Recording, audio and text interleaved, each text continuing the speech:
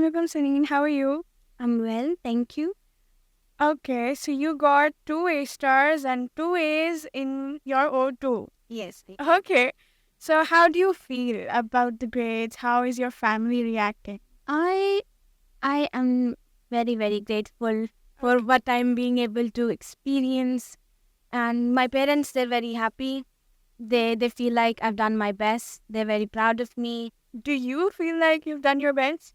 Well, I feel like I did my best. I worked very hard, Okay. and I feel like now that it shows up on the result that way, I don't mind it. I like it. Okay, that's great. Okay, so जाहिर है जब एक बच्चे के अच्छे grades आते हैं तो who do you give the credit to the most? I feel like it has to be my parents because Okay. they're very supportive. They're very supportive. They, you know, in your prep session, you go through a phase where you become hopeless. You're questioning yourself in a way, but they stood by me. They did not let me crumble in any way. Okay. Anxiety gets great. you in this phase, and they helped me get through this, and they were extremely supportive. Okay. अच्छा तो exam stress तो होता ही होगा Yes. और result से पहले भी stress होता होगा तो do you want to describe the feeling जो जब रिजल्ट आपके when you opened your result, so what did you feel? It was actually my dad who opened my result. Oh, what I did not have the guts to type in everything and do Okay. it myself. My dad did it for me. And before, he showed me my result sheet, I had this thought that maybe I should just escape the planet, shift to Mars or something. Okay. But when I saw my result, I was filled with gratitude. I was proud of myself. And I was overflowing with emotions after that. Okay, that's great. Okay, so you got an A star in Urdu. Did you give Urdu A or Urdu B? I had O2V. Okay. क्यों Urdu B क्यों रखी ए पसंद नहीं है Urdu B इसलिए because I missed on middle school because of COVID and pandemic. So I basically I was struggling with this. Everybody was struggling with some subjects. I was struggling with Urdu for one. Okay. And my parents saw that it was best for me to just pick Urdu B and just do it, just dedicate all the energies to it and try to make a good grade out of it. Right. So you gave your maths in your O2. Yes. How did you find maths as a subject? I actually like maths. Okay. Maths has been my favorite subject since middle school, 99, 94. I've had such scores since middle school in maths. That's great. So you've been an A star student from the start. Yes, I've always tried to be one. That's great. Okay, so from Greenhall, Yes. you're from which campus? I was affiliated with the online and the Gulberg campus. Okay, so who did you take maths from? Sir Nubir Ahmed Khan. Okay, how did you find him? Sir Nubir is an incredible teacher. He tests his students' abilities, come down to their level. He makes us feel very comfortable with the subject, helps us deal with our fears and all that.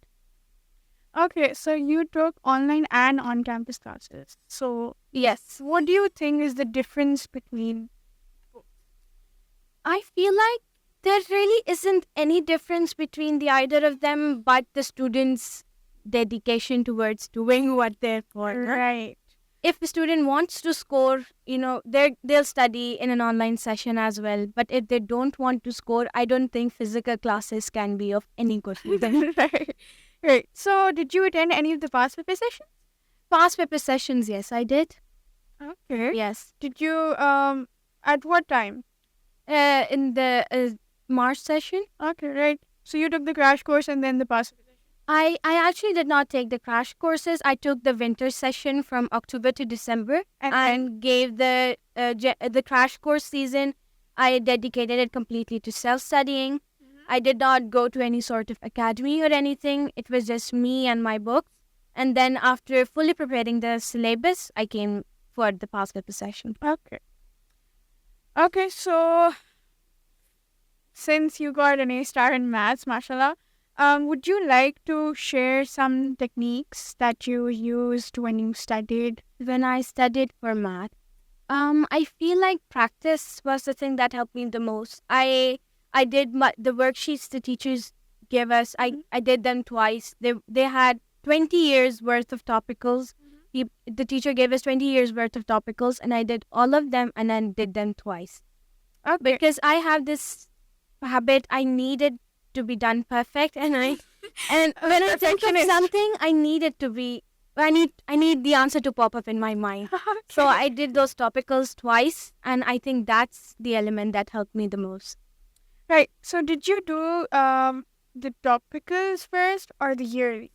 I would never recommend going to yearlies first. I did topicals first, and I did them twice. And yearlies, I was barely able to attempt 2 or 3 years worth of yearlies. And I felt like it was the topicals that saved me the most. The yearlies prepared me for the exam room pressure, but it was the topicals that helped me reproduce the knowledge. Okay, how do you deal with exam room pressure or exam stress? I don't take the anxiety with me in the exam room. Whatever is it, I don't? just think that, well, I have dedicated my energies to this for 6 months. Why do I want to waste it? Okay. So I just leave it all behind, and I just like, let's try. At least try. You try. Yes. Okay, that's great. Okay. So you did topicals, right? Yes. Did you use any book for topicals? I use the teacher compiled topical books which are available in the market. Okay. Yes. Okay. From what publication? Read and Write publication. Okay. How did you find them? I found them very helpful. I found them just the thing a student needs when doing topicals. They were perfectly compiled. कोई problems हैं read and write के topicals में? Like, do you think Read and Write anything के you कुछ can share? topicals में I feel like there these 3 or 5 questions in every chapter which a student can't really attempt. We don't know what to do, Why not? which formulas to apply. The question just throws us off. And I feel like if they would include explanations for the question solutions, Okay. I feel like that would help prepare a lot better. For read and write MCQs, we've launched MCQ solutions too. Yes. Did you look at those? I don't think I've come across any yet. Yeah. Okay. What subject are you taking other than these? Sciences, Biology. bio, physics, chemistry. Right. So you'll find it in bio and chemistry. Okay. So would you like to explain why you did private? Why I did private? There's this one thing that we all O-level students can agree to, that we eventually have to join academies to help us in the exams. Right. We all are coming to academies in our school uniforms because we know that we need help, and the academies will help us out. Yeah. So my parents were of the opinion, if you're gonna end up coming to the academy eventually, just dedicate your energies to it for once and give your best to it. Okay. So you're planning your A-levels in breaks, in sessions. So do you plan on giving any subjects in October, November? I don't. Why I don't. not?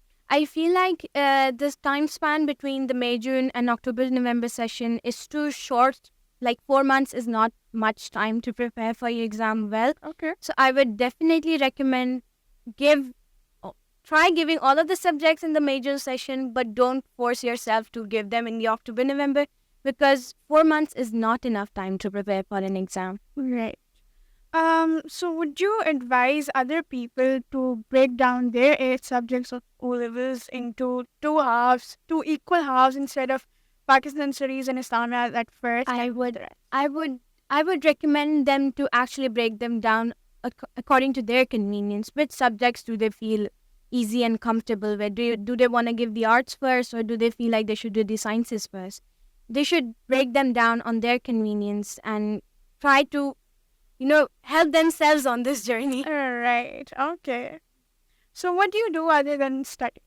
Other than studying, well, I am trying to learn how to knit. Oh, I've gotten that. That's cool. I like watching movies. It's one of the stress releases for me. Okay. Yes. So how did you learn knitting? What? How did you learn knitting? Knitting? Yeah, YouTube. My mom's my teacher. Oh, I'm that's learning great. it from my mom. That's great. Okay. So what do you plan on doing in your A levels and in your future? Any dream university? I plan on doing pre-medical in my A levels, and I come from a family of doctors, and I want to be one. I want Just to be because one. your family has I a lot have of doctors. looked up to them all my life, and I feel like I would definitely want to live a such life. Do you really think you can bear all the workload and all of that? I feel like the workload is crushing, but it will be worth it. It really? Okay, Yes. that's great. अच्छा, there are a lot of people जिनको pre-med में जाना होता है. I personally did my O levels in sciences and A levels in sciences, and then I wanted to go into pre-med, and then I just shifted. So, how do you know if you're really made for that I profession? feel like nobody can actually tell you what you stand for, nobody can define your do's and don'ts for you. It's you that gets to decide. Can I do this? Can I not? Of course, but how do you measure it? How do I measure it? They always say that we see the farmers, they dedicate all their energies to their crops, do. and then they get the produce in the end. Yeah. I feel like when we students are trying to make a future of us for ourselves, we're quite much like farmers. Just like a farmer dedicates all his energies, invests everything into it, and he gets the crops in the end, right? He gets the produce in the end.